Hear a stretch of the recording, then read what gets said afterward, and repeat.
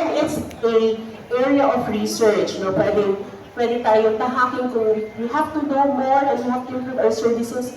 Those available data can be used for research, and this is the provision for that. Next ay yung transgender health recording and database. Dahil nga may existing tayo na mga forms, no, mga templates na mga recording, dahil mas gender binary pa ang existing system, male and female, hindi mo ma-distinguish kung sa numero na yan, kung sa mga sa mga records na yan nila, hindi mo malalaman kung this person is a transgender or not. So, kung hindi natin i-change or wala tayong i-revise sa ating records to include na ang ating client ay transgender, then parang madidefeat din natin or hindi reliable ang ating data na magagaling because wala nga indicator na this person is a transgender person. So, ito yung provision na yun.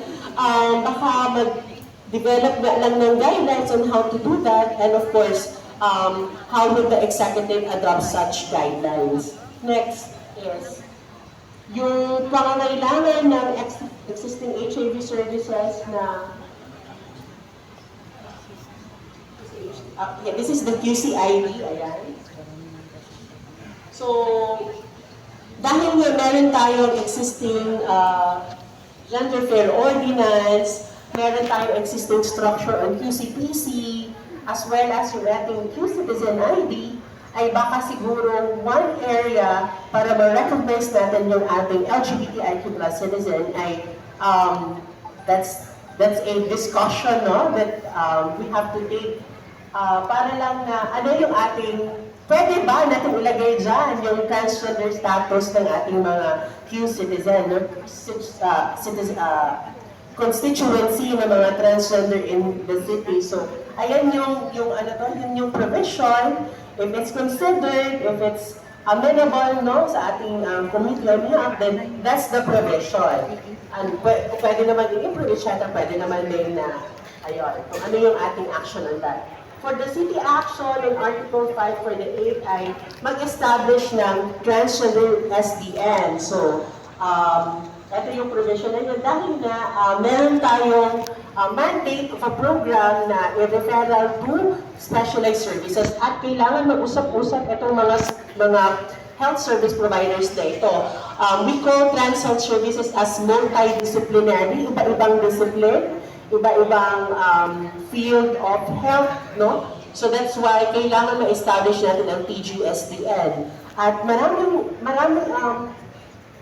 health professional associations na nakabase sa QC. So it's very important no, kung ma-establish natin at mag-uusap at ma-forward natin yung transgender health services in the country. We are really the reference for throughout the country. Next ay yung city action to integrate trans health in city advocacy event. Ito naman ay meron itong provision sa ating gender fair ordinance at saka ito yung mga specific na advocacy events for trans like the Transgender Day of Visibility, Transgender Day of Remembrance, and of course yung ating June Pride Month included yan dyan.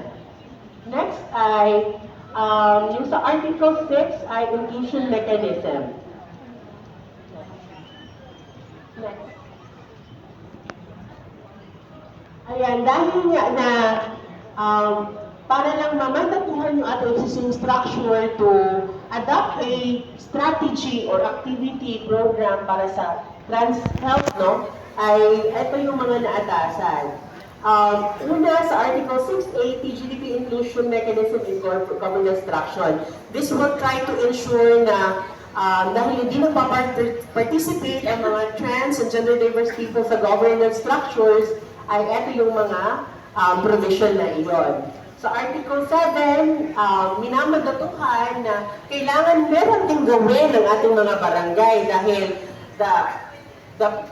the residents, no, ang residents ng ating mga transgender constituency ay nasa barangay.